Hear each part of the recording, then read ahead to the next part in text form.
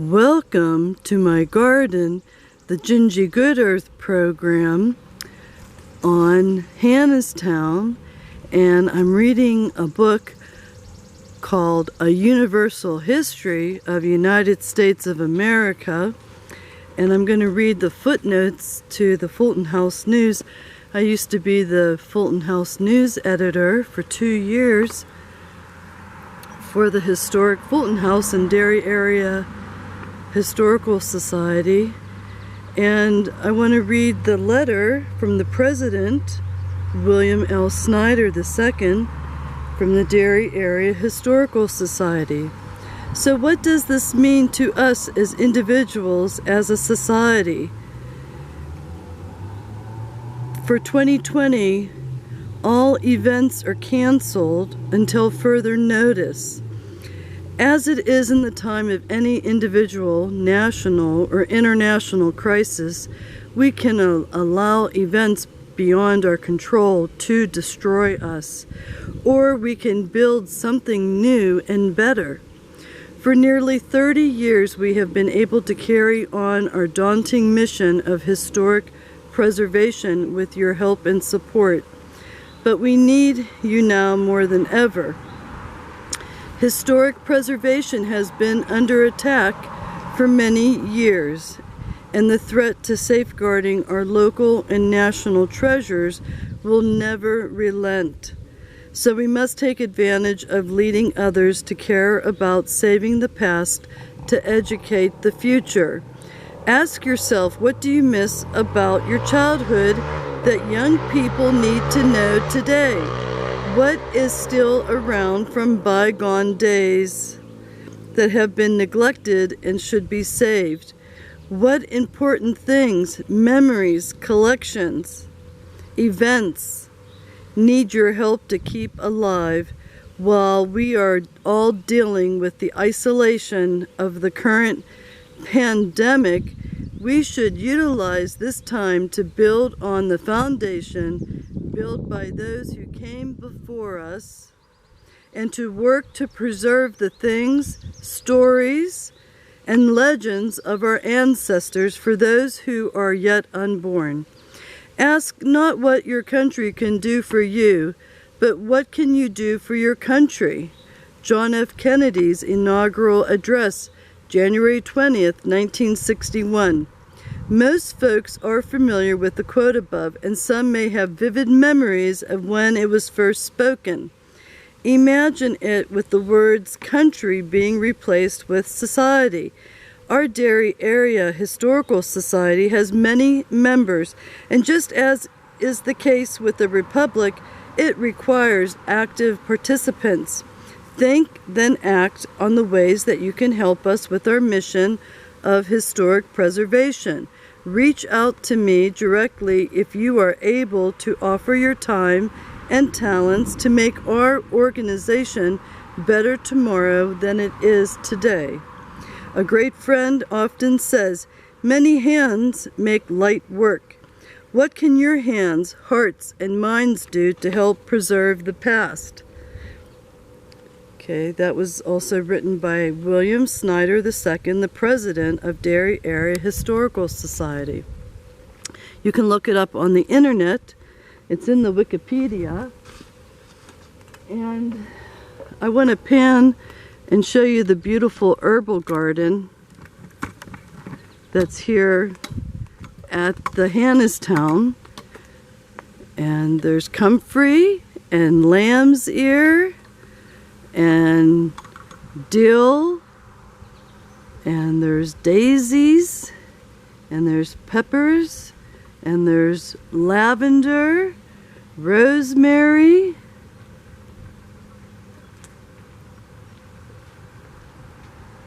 all kinds of good stuff. Okay.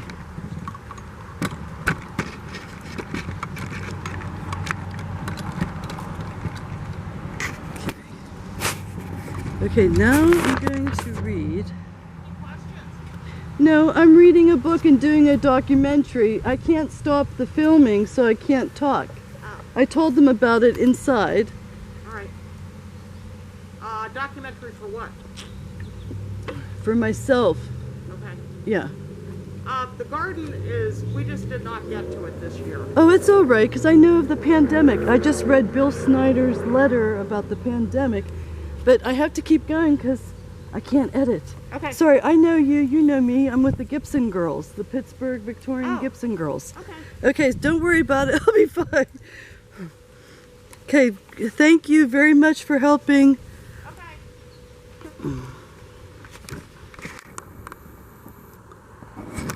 Whoops. Okay, so we're on page 106, A Universal History of the United States of America. And, but I'm going to back up to page 104.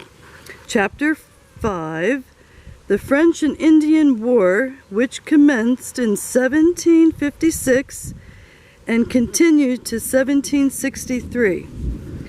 The war, which ended in 1748 for a short period, gave peace to America, and the population in the 13 colonies amounted to 1,100,000. Scarcely had the colonies time to reap the benefits of peace before the prospect was clouded, and the sound of war filled the land with general anxiety and distress. In 1756, the 18th of May, Great Britain declared war against France. The general cause leading to this war, commonly called the French and Indian War, was the encroachment of the French upon Nova Scotia, which had been ceded to Great Britain by the 12th article of the Treaty of Utrecht. About this time, a company of English traders established trading houses on the banks of the Ohio. I just got a Japanese beetle in my hair. Just, a little startled there.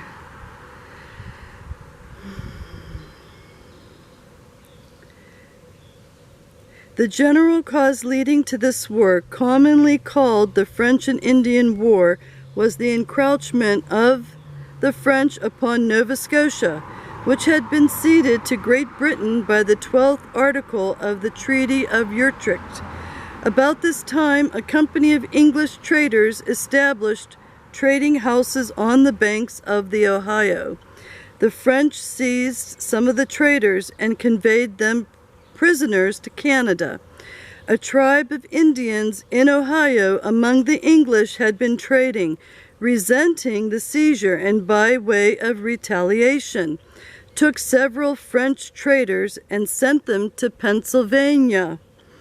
The Ohio Company complained to Dinwiddie, the governor of Virginia, who laid the subject before the Assembly, which ordered a messenger to be dispatched to the French commander in Ohio and require him to withdraw his troops.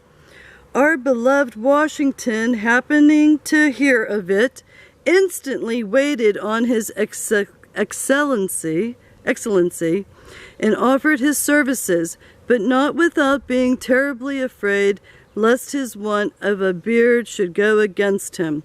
However, the governor was so charmed in his modesty and manly air that he never asked him a syllable about his age, but after thanking him for a noble youth and insisting on his taking a glass of wine with him, slipped a commission into his hand. The next day, accompanied by an interpreter and a couple of servants, he set out on his expedition, which was, from start to pole, as disagreeable and dangerous as anything Hercules himself could have wished. Soaking rains, chilling blasts, roaring floods, pathless woods, and mountains clad in snows opposed his course, but opposed in vain. The glorious ambition to serve his country imparted an animation to his nerves, which rendered him superior to all difficulties. Returning homewards, he was waylaid and shot at by a French Indian, and though the copper-colored ruffian was not 15 steps distant when he fired at him, yet not even so much as the smell of lead passed on the clothes of our young hero.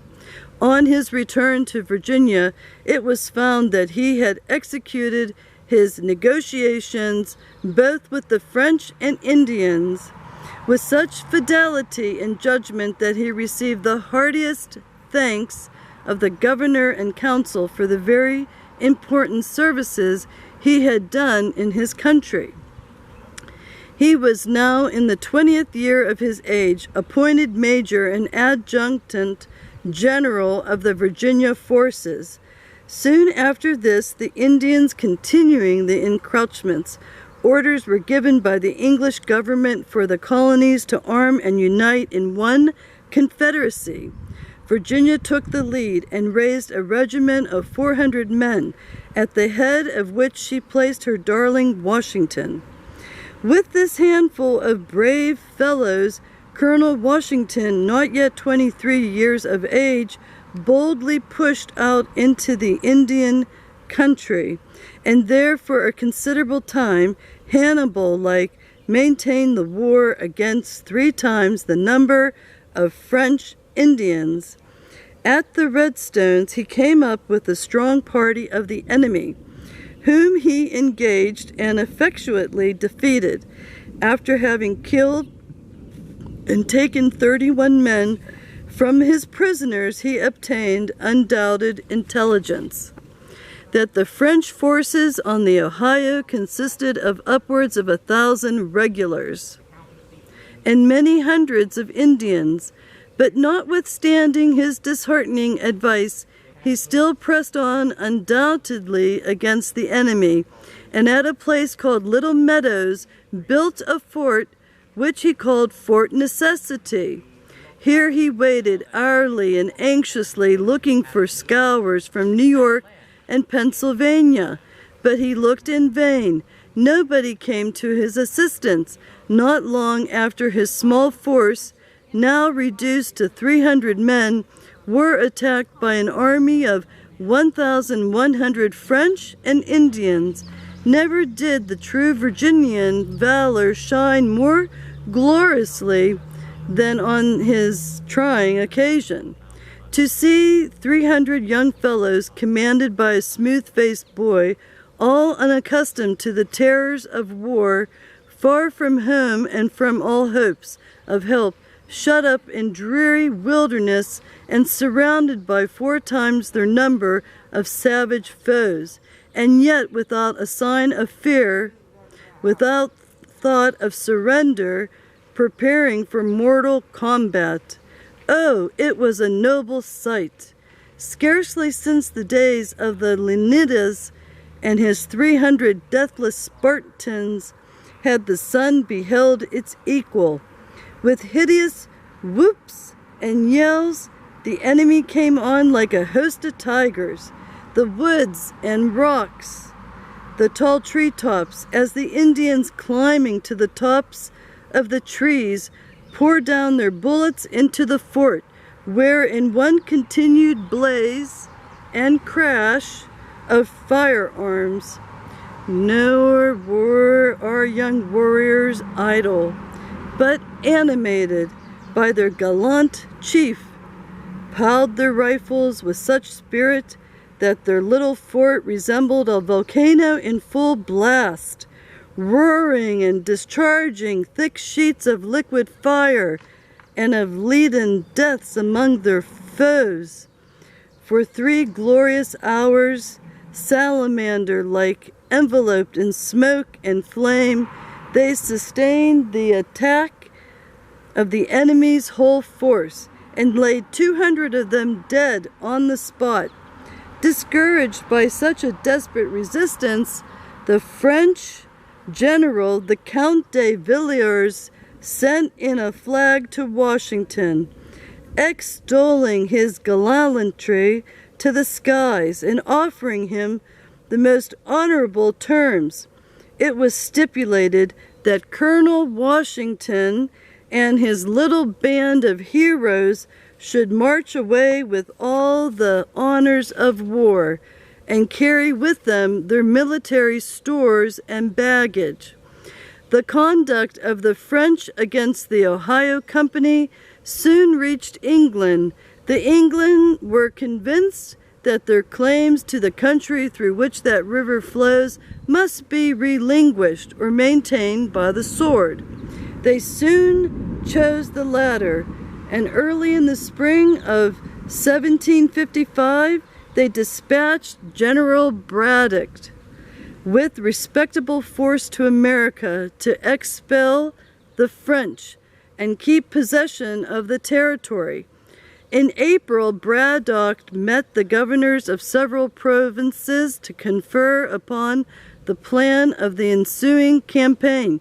3 expeditions were resolved upon, one against Duquesne to be commanded by General Braddock, one against Forts Niagara and Frontenac to be commanded by Governor Shirley, and one against Crown Point by General Johnson.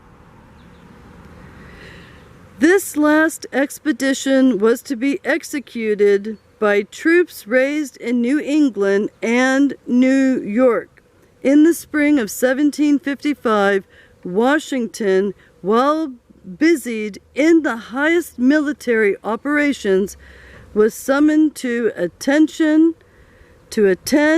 General Braddock, who in the month of February arrived at Alexandria, and 2,000 British troops. The Assembly of Virginia appointed 800 provincials to join him.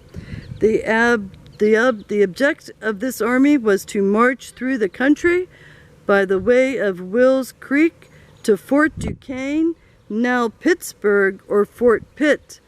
As no person was so well acquainted with the frontier country as Washington, and none stood so high in military fame, it was thought he would not be infinitely serviceable to General Braddock. At the request of the governor and council, he cheerfully quitted his own command to act as a volunteer aide-de-camp to that very imprudent and unfortunate general. The army, nearly 3,000 strong, marched from Alexandria, Virginia, and proceeded unmolested within a few miles of Fort Pitt. On the morning of the day in which they expected to arrive, the provincial scouts discovered a large party of French and Indians lying in ambush. Washington, with his usual modesty, observed to General Braddock what sort of enemy he had now to deal with. An enemy who would not, like the Europeans, come forward to a fair contest in the field, but concealed behind rocks and trees, carrying on a deadly warfare with their rifles. He concluded with begging that General Braddock would grant him the honor to let him place himself at the hand of the Virginia riflemen and fight them in their own way. And it was generally thought that our young hero and his 800 hearts of hickory would